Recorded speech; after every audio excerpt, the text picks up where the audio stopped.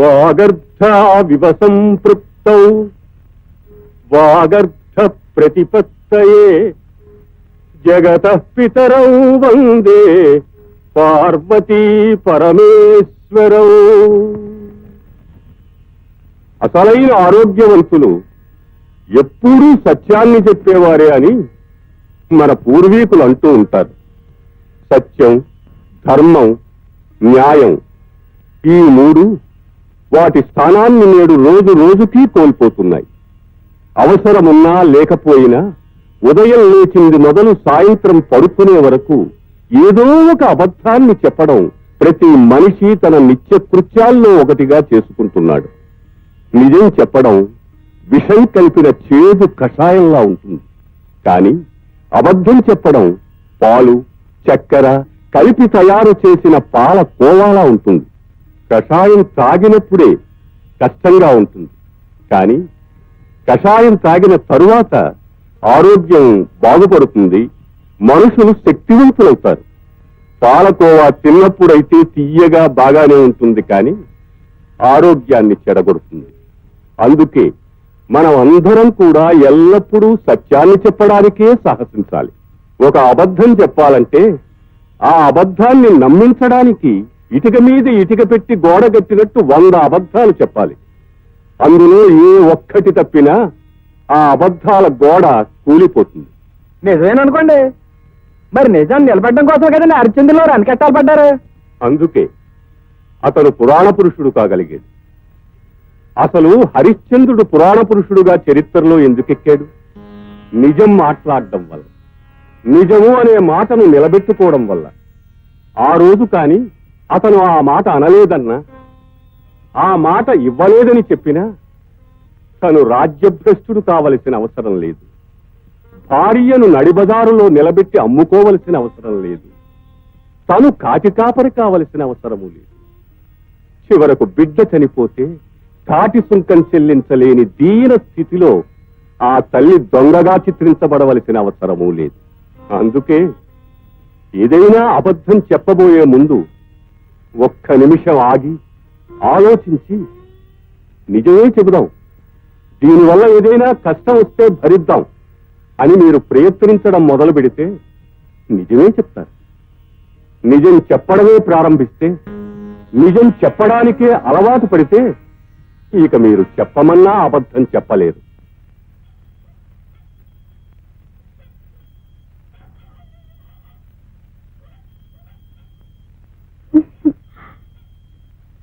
ఏమిటి ఎన్నిసార్లు పిలిపించుకుంటా?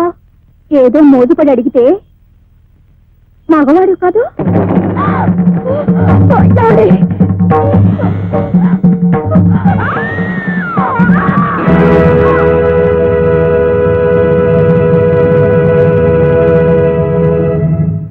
అమ్మా అమ్మా, ఏమిటి సీతమ్మా? ఆయన్ని పోలీసులు పట్టుకుపోయారమ్మా. ఏంటి, రావుణ్ణి పోలీసులు పట్టుకుపోయారా? అవునమ్మా, ఆ ధర్మకర్త గారి భార్యని చంపేశాడని. ఏమిటి, ధర్మకర్త గారి భార్య పోయిందా? రాముడు చంపేశాడా? ఏమో బాబు, రాత్రి మన కూడానికి అలా కోనేటి దగ్గర ఎవరో చంపి పాడేశారంట. అది రావుడే చంపేశాడని పోలీసులు పట్టుకెళ్తున్నారు. ఆయన మీరే కాపాడాలి బాబు. అచ్చబద్ధం. రాత్రంతా రాముడు నా కళ్ళకితే ఉన్నాడు. నేను కథ చెప్తున్నంతసేపు అభిమన్యుని ఎన్నో పెట్టి కూర్చున్నాడు. అభిమన్యుని వాడే ఎత్తుకుని ఇంటికి తీసుకొచ్చాడు. వాడితో పాటు ఇక్కడే పడుకున్నాడు. పొద్దున్న లేచి ఇక్కడి నుంచి వెళ్ళాడు. ఈ మాటే చెప్పాను బాబు, ఎంత చెప్పినా పోలీసు వాళ్ళు వింటలేదు. నేను చెప్తాను, కోర్టుకు వెళ్లి రాముడు నిర్దోషి అని నేను సాక్ష్యం చెప్తాను. నువ్వు అధైర్యపడకు సీతమ్మా, ఆయనే కోర్టుకు వెళ్లి సాక్ష్యం చెప్తే మీ ఆయన్ని విడిచిపెట్టేస్తారు. పట్టణానికి వెళ్తున్నట్టున్నావు? అవును బాబు. సరాసరి కోర్టుకే వెళ్తున్నట్టున్నావు? అవును బాబు. రాముడు నిర్దోషి అని సాక్ష్యం ఇవ్వబోతున్నట్టున్నావు? అవును బాబు. మరి దోషి ఎవరని చెప్పబోతున్నావు? తెలియదు బాబు. నేనే. అబద్ధం అనుకుంటున్నావా? నిజమైతే ఇంత నిర్భయంగా ఎందుకు చెప్తున్నాడు అనుకుంటున్నావా? దేవుడి ముందు ఒక్కసారి నిజం చెప్పేస్తే ఆ తరువాత దేవుడి మీద ప్రమాణం చేసి ఎన్ని అబద్ధాలు చెప్పినా తప్పులేదు. రాముడికి నా భార్యకి అక్రమ సంబంధం ఉంది కాబట్టే వాడెక్కడుంటే అది అక్కడే ఉంటుంది. రాత్రి నీ కథలో నువ్వున్నావు, దాని కథలో అది ఉంది. వాళ్ళిద్దరి కథ నా కళ్ళారా చూశాను. అందుకే ఇక్కడ నీ కథ జరుగుతుండగానే అక్కడ దాని కథ ముగించేశాను. ఈ కథ ముగింపు రాముడి మీదకి తిప్పాను. రాముణ్ణి కూడా నా కథ నుండి తొలగించాను. ఇప్పుడు నా కథలోకి పోలీసులు రాకూడదనుకున్నా, ఈ కథ అడ్డం తిరగకూడదనుకున్నా నువ్వు కోర్టుకు వెళ్ళకూడదు. వెళ్ళినా రాముడు నిర్దోషి అని సాక్ష్యం చెప్పకూడదు. చెప్తే నీ భార్య బిడ్డలకు ద్రోహం చేసిన వాడి అవుతావు, ఈ గుడికి మరో పూజారిని తెప్పించిన వాడి అవుతావు. ఆలోచించు, కోర్టులో ఏం చెప్తావు?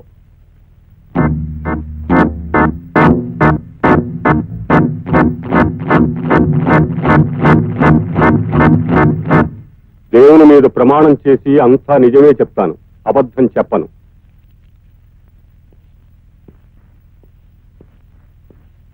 నీ పేరు? శివయ్య. హత్య గావించబడ్డ ధర్మకర్త రామలింగేశ్వరరావు గారి భార్యను మీరు చివరిసారిగా ఎప్పుడు చూశారు? ఆమె చనిపోయిన రోజు సాయంత్రం. ఎక్కడ? గుడిలో. నేను కథాకాలక్షేపం చేస్తూ ఉండగా చూశాను. ఆమె కథ మధ్యలోనే లేచి వెళ్ళిపోయారు. ఆ తర్వాత ఆమె ఇంటికి చేరలేదు. ఆ సమయంలోనే ఆమె హత్య చేయబడి ఉండాలి. అప్పుడు టైం ఎంత ఉంటుందని మీరు అనుకుంటున్నారు? బహుశా 7-8 మధ్య కావచ్చు. కరెక్ట్. డాక్టర్ రిపోర్టు ప్రకారం కూడా ఆమె 7-8 గంటల మధ్యలోనే హత్య చేయబడిందని ఉంది. ఈ హత్య మీకు అతి సన్నిహితుడు, మీ ఇంటి పనులు చూసి పెట్టే రాముడు అనే యువకుడు చేశాడని, 1-2 సార్లు ఆమెను వెంటబడి వేధించాడని, ఆమె ఒంటరిగా లేచి వెళ్లడం చూసి ఆమెను అనుసరించి ఆమెను బలాత్కరించబోతే, ఆమె తిరస్కరిస్తే ఆమె మీద ఉన్న కోపంతో, కసితో ఆమెను హత్య చేశాడని అతనిపై అభియోగం. లేదు, అదంతా అబద్ధం. అలా జరగడానికి వీల్లేదు. ఆ సమయంలో రాముడు నా కళ్ళ ముందరే ఉన్నాడు. కథాకాలక్షేపం పూర్తయ్యే వరకు నాతోటే ఉన్నాడు.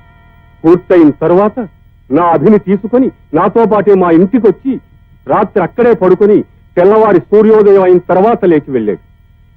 రాముడు ముమ్మాటికి హత్య చెయ్యలేదు, చెయ్యలేదు, చెయ్యలేదు. మరైతే ఎవరు చేస్తుంటారు? అసలు ఎవరు చేస్తుంటారో మీకు తెలుసా? తెలుసు. ఎవరు? ధర్మకర్త రామలింగేశ్వరరావు గారు. భర్త తన భార్యని తన చేతులతో హత్య చేశాడా? ఇంపాసిబుల్. తనే స్వయంగా చెప్పారు. ఒక నేరస్తుడు నేరం చేశానని కోర్టు ముందు చెప్పకుండా మీ ముందు చెప్పుకున్నాడా? నాకు భయపడి చెప్పలేదు, నన్ను భయపెట్టడానికి చెప్పాడు. నేను కోర్టుకొచ్చి సాక్ష్యం చెబితే నన్ను, నా కుటుంబాన్ని సర్వనాశనం చేస్తానని బెదిరించి మరీ చెప్పాడు.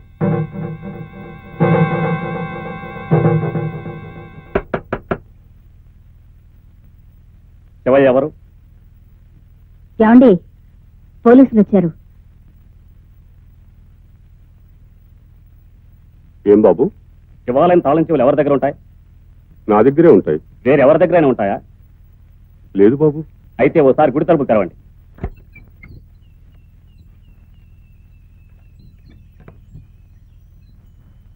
మీరు ఇక్కడే ఉండండి, లోపలికి వెళ్ళండి.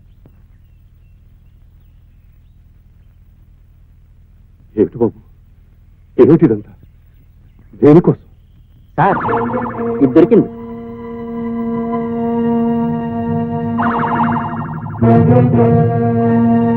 ఏమిటి ఇది? ఎక్కడికలా వచ్చింది?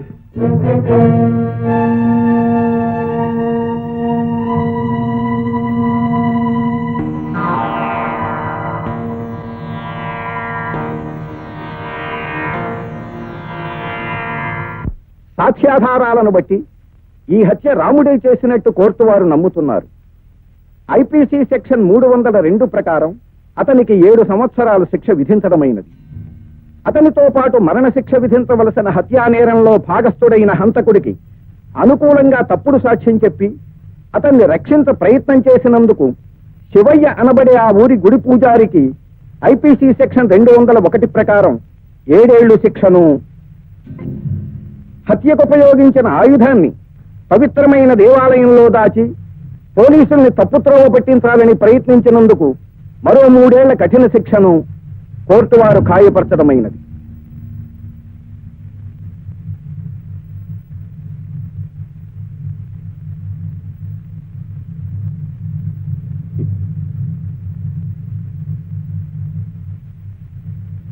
ఈశ్వర, పరమేశ్వర, చట్టానికి కళ్ళు లేవంటారు. నీకు 3 కళ్ళంటారు. కళ్ళు లేని చట్టానికి 3 కళ్ళున్న నీకు పెద్ద తేడా కనిపించలేదురా.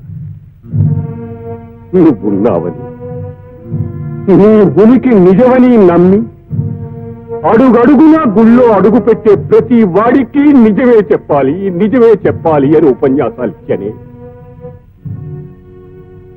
నువ్వు రాయవని తెలిసినా, నీ ఉనికి అబద్ధమని తెలిసినా, అబద్ధాలు చెబుతూ ఉంటే నోరు మూసుకొని వినే పిరికివాడివని తెలిసినా ఈ బోనులో నిలబడి అన్ని అబద్ధాలే చెప్పేవాడినిరా. నిజం చెప్పడమే నేరమైతే ఇలా 10 మంది ముందు నన్ను నిలబెట్టి శిక్షించడానికి బదులు ఈ తలుపులు తీసినప్పుడు మూసినప్పుడు నన్ను ఒంటరిగా నిలబెట్టి నిజం చెప్పకురా, తప్పురా అని చెప్పుంటే నేనిక్కడ నిజం చెప్పుండేవాణ్ణి కాదు స్వామి. 30 ఏళ్లుగా నీకు చేస్తున్న సేవకి పుణ్యఫలంగా 10 ఏళ్లు శిక్ష విధించేవా స్వామి? శంకరా, ఈ 10 ఏళ్లు శిక్ష అనుభవించి తిరిగి వచ్చిన తర్వాత నన్ను ఏం చేయమంటావయ్యా? నేను ఇంకెవరికి సేవ చేయమంటావయ్యా? వద్దు, వద్దు, ఇంతవరకు చేసిన సేవలు చాలు. నువ్వు నిజంగా దేవుడు అయితే ఈ చట్టాలకి, న్యాయాలకి, ఈ సాక్ష్యాలకి, ప్రతి సాక్ష్యాలకి, ఈ వాదులకి, ప్రతివాదులకి నువ్వు భయపడితే, నలుగురిలోకి వచ్చి నిలబడడానికి నీకు భయం అయితే నాకు కనిపించవయ్యా, నాకు కనిపించు. నేను నిన్ను నమ్మింది నిజమైతే, నేను నిన్ను ఆరాధించింది నిజమైతే, నేను నీకు చేసిన సేవలు నిజమైతే, నేను ఎవరిని నిందించకపోవడం నిజమైతే, పరుషంగా మాట్లాడకపోవడం నిజమైతే, నా సేవలు నిస్వార్థమైతే, అది నిజమని నువ్వు నమ్మితే రా, రా, నన్ను తీసుకుపో. రా.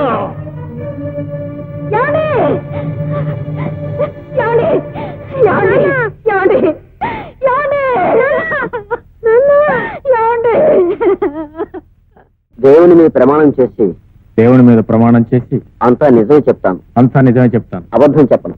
అబద్ధం చెప్పను, అబద్ధం చెప్పను, అబద్ధం చెప్పను. ఏమిటి అబద్ధం చెప్పను చెప్పను చెప్పను అని 3 సార్లు చెప్పావు? ఏం లేదండి, నిజాన్ని కాస్త గట్టిగా చెప్తాను.